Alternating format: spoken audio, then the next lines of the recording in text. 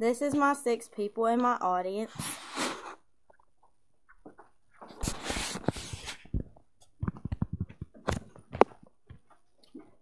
My name's Tierney Hunt, and I'm going to be doing a speech over dealing with diagnosis of cancer in a loved one. My specific purpose is I want to share with my audience my experience with my grandma getting diagnosed with cancer and encourage individuals to never give up, even in the hardest times. My grandma has been my role model since I was a baby. Not only has she been my best friend, but practically a second mom to me. My mom had me when she was young, so my grandparents basically raised me and taught my mom how to care for a child. Knowing that my grandma had cancer was extremely upsetting, and it was like the world just stopped. The 3 most challenging parts was the diagnosis process, the treatment, and the surgery. The situation was heartbreaking. I still remember to this day my senior year, sitting in my last class of the day on October 9th, 2014, and getting a text message from my mom saying, "Nana has cancer." I was devastated. I didn't even want this to be real. My grandma had 2 colonoscopies, which is a visual inspection of the interior of the colon with a flexible lighted tube inserted through the rectum.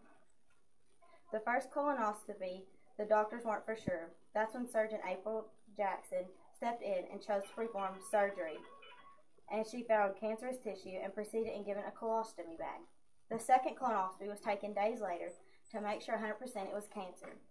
Not long after the test results came back positive, she had sigmoid colon cancer, which is in the lower intestine area.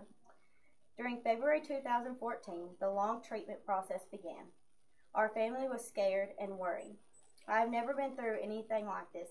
All I did was worry. My outlook on life changed extremely, and I definitely learned to never take things for granted. The treatment began with 28 radiation and chemo treatments over time. These treatments changed not only my grandma's attitude and behavior, but also her eating habits. We didn't give up on her, though. We tried our best to stick with her and make her comfortable in one of the most painful and hardest points in her life. After the completion of the 28 treatments of radiation and chemo, the results were horrifying. None of the treatment worked. All it did was make things worse. It made the cancerous tissue harder. At this point, we were speechless and most of all devastated. But we didn't stop there. My family continued to strive for success and a solution. We were determined not to give up. My grandma's doctor, Dr. Winkler, talked with a surgeon in Louisville, Dr. Scroggins, who examined all the x-rays and scans and was confident he could not get 99.99% of the cancer. And then on June 14, 2014, she had surgery, and it was a long, horrifying 7-hour surgery. After a gruesome 7-hour wait, the doctor notified us that all the cancerous tissue was removed, along with the colostomy bag, and she was all put back together. We couldn't thank God enough and the doctor for sticking by our side this tough journey. We knew this was going to be a long recovery, but well worth all the time. Needless to say, success and happiness takes time, and never giving up, no matter how hard the situation can be, is rewarding in the end.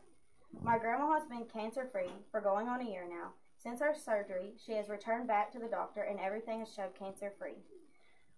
We have learned to live life each and every day like it's our last, and to look at things from a broad view.